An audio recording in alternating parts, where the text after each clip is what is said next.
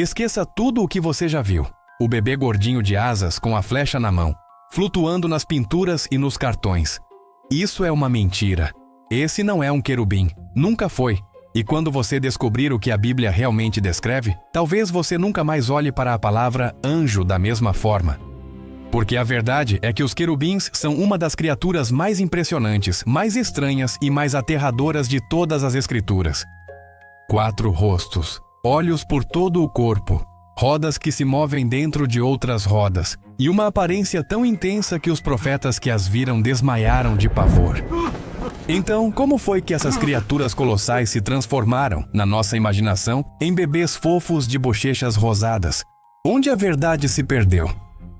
Para entender isso, primeiro precisamos rastrear de onde veio a imagem falsa. Porque ela não nasceu na Bíblia. Ela nasceu na arte. Séculos atrás, durante um período de grande explosão artística, pintores começaram a retratar seres celestiais como crianças aladas, delicadas e graciosas. Eram figuras decorativas, bonitas, pintadas nos cantos de quadros religiosos, nos tetos de igrejas, para preencher os espaços com algo suave e angelical. Com o passar dos séculos, essa imagem grudou. Ela se espalhou por cartões, estátuas, decorações, e o nome que colaram nela foi querubim. Mas houve um erro gigantesco nessa associação, porque aqueles bebês de asas não tinham absolutamente nada a ver com o que o texto sagrado descreve.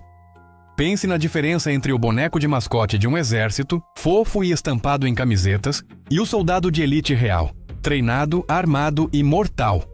Os dois podem até carregar o mesmo nome, mas confundir um com o outro seria um erro absurdo. Um é propaganda, o outro é a realidade. Foi exatamente isso que aconteceu com os querubins. A cultura nos vendeu o mascote fofo e escondeu sem querer o guerreiro colossal que está por trás do nome. E quando abrimos as páginas onde essas criaturas realmente aparecem, logo percebemos que elas nunca foram feitas para serem fofas. E a primeiríssima vez que um querubim aparece na Bíblia, ele não está sorrindo, ele está bloqueando uma entrada, de espada em punho. Logo no início de tudo, quando o ser humano é expulso do jardim do Éden, alguém é colocado para guardar o caminho de volta. E não é um bebê alado, são os querubins, posicionados com uma espada flamejante que girava em todas as direções, impedindo qualquer um de voltar à árvore da vida. Essa é a função deles desde a primeira aparição: guardar, proteger o que é sagrado, ser a barreira entre o homem e a presença direta de Deus. Mas se a primeira aparição já mostra guardas armados, foi quando um profeta chamado Ezequiel teve uma visão completa que o verdadeiro retrato se revelou. E o que ele descreveu é tão impressionante que, por séculos, as pessoas tiveram dificuldade até de acreditar que estava mesmo escrito ali. Ezequiel estava à beira de um rio, no exílio, quando o céu se abriu diante dele. E do meio de uma tempestade luminosa, surgiram 4 criaturas. Ele tenta descrever o que vê, mas você percebe, pela forma como ele escreve, que faltam palavras. Ele usa a expressão algo parecido com, repetidas vezes. É como alguém que viu algo tão fora deste mundo que precisa comparar com coisas conhecidas só para não enlouquecer ao relatar.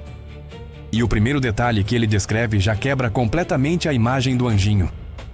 Cada uma daquelas criaturas tinha 4 rostos. Não 1, 4. Voltados para as 4 direções ao mesmo tempo. Um rosto de homem, um rosto de leão, um rosto de boi e um rosto de águia. Pare e imagine isso por um instante. Uma criatura que olha para todos os lados simultaneamente, que nunca precisa virar a cabeça, que nada escapa. E por que justamente esses 4 rostos? Muitos estudiosos perceberam algo fascinante nessa escolha. Eles representam o ápice da criação. O leão, o mais poderoso dos animais selvagens. O boi, o mais forte dos animais domésticos. A águia, a soberana dos céus. E o homem, o ápice da criação racional. É como se aquela criatura carregasse no próprio rosto um resumo de toda a vida criada. Força, majestade, serviço e inteligência, tudo reunido. Mas Ezequiel ainda estava começando, porque o detalhe seguinte é ainda mais perturbador. Ele olha para os corpos daquelas criaturas e descreve que elas eram cobertas de olhos. Olhos por toda parte, nas costas, nas mãos, ao redor de todo o corpo. Uma criatura que enxergava em todas as direções. Não havia ângulo cego. Não havia ponto fraco. Nada poderia se aproximar do que elas guardavam sem ser visto. Vigilância absoluta, total, sem descanso. E então vem talvez o elemento mais estranho de toda a visão. Algo que confunde leitores até hoje. As rodas. Ao lado de cada criatura, Ezequiel viu uma roda colossal. E dentro dela, atravessada, havia uma segunda roda. Uma roda no meio de outra roda. Essas rodas se moviam em qualquer direção sem precisar girar ou se virar.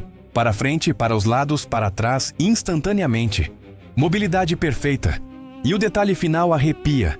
As bordas daquelas rodas também eram cobertas de olhos ao redor de toda a sua circunferência. Imagine em um sistema de defesa que pode ver tudo ao mesmo tempo e se mover para qualquer lugar, instantaneamente, sem nunca virar as costas para o inimigo. Nenhuma tecnologia humana, nenhum sistema de segurança já criado chega perto desse nível de vigilância e prontidão. E isso era apenas a guarda, porque é aqui que a visão atinge seu ponto mais alto. Acima de todas aquelas criaturas, acima das rodas e dos olhos, havia algo mais. Um trono. E sobre o trono, uma figura de glória tão intensa que Ezequiel, ao tentar descrevê-la, simplesmente cai com o rosto no chão. Toda aquela estrutura aterradora, as 4 faces, os olhos infinitos, as rodas impossíveis, existia para um único propósito: sustentar e cercar a presença de Deus. E isso muda completamente a pergunta. Não basta mais saber como os querubins são. Precisamos entender por que eles foram feitos assim. Tudo na criação de Deus tem um propósito. Nada é aleatório. Então, se essas criaturas têm essa aparência específica, o design revela a função. E a função dos querubins, do começo ao fim das Escrituras, é sempre a mesma. Eles estão sempre ligados a um lugar: o trono e a presença de Deus. Agora, pense na guarda de elite que cerca o líder de uma nação. Aqueles agentes não estão ali por acaso. A aparência deles, a postura, o treinamento, tudo comunica uma coisa. Eles dizem sem falar uma palavra: o que está atrás de nós é importante demais, valioso demais, protegido demais para você simplesmente passar. Os querubins são exatamente isso, elevado a um nível infinito. Eles são a guarda de elite do trono mais alto que existe, e sua forma comunica o valor do que cercam. Por isso, os olhos por toda parte. Nada se aproxima da santidade de Deus sem ser percebido. Por isso, os 4 rostos. Nenhuma direção fica desprotegida. Por isso, as rodas que se movem para qualquer lado. A presença de Deus não fica presa a um lugar. Onde Ele vai, a glória se move com mobilidade perfeita. E é por isso também que essas criaturas aparecem bordadas e esculpidas exatamente sobre o lugar mais sagrado que o povo de Israel já teve. Sobre a tampa da arca. O objeto que representava a presença de Deus no meio do povo. Havia 2 querubins de ouro, com as asas estendidas, cobrindo aquele espaço. E era exatamente entre aqueles 2 querubins, segundo o texto, que a voz de Deus se manifestava. A guarda sempre ao redor do que é santo. Repare no padrão que se forma. No Éden, guardando a árvore da vida. Sobre a arca, cercando a presença. Na visão de Ezequiel, sustentando o trono. Em todos os lugares, a mesma função. Onde está o mais sagrado, ali estão os querubins. Eles são a moldura viva ao redor da glória de Deus. Mas há um detalhe nessa história que poucos conhecem e que torna tudo ainda mais profundo. Nem sempre um querubim permaneceu fiel à sua posição. Existe uma passagem que descreve um querubim que foi descrito como perfeito em beleza, cheio de sabedoria, que esteve no Monte Santo de Deus. Muitos estudiosos entendem essa passagem como uma referência à queda daquele que se tornaria o adversário, um dos seres mais altos que ocupava uma posição de honra. Se essa leitura estiver correta, ela revela algo perturbador. A criatura mais próxima do trono, a guarda mais elevada, foi também a que mais caiu, porque proximidade com a glória nunca foi garantia de fidelidade. E até mesmo o ser mais impressionante pode escolher o orgulho em vez da adoração. Mas deixando esse mistério de lado, voltemos ao ponto central. Se a guarda do trono de Deus é assim tão aterradora, tão majestosa, tão impossível de descrever, então o que isso nos diz sobre aquele que está sentado no trono que elas cercam?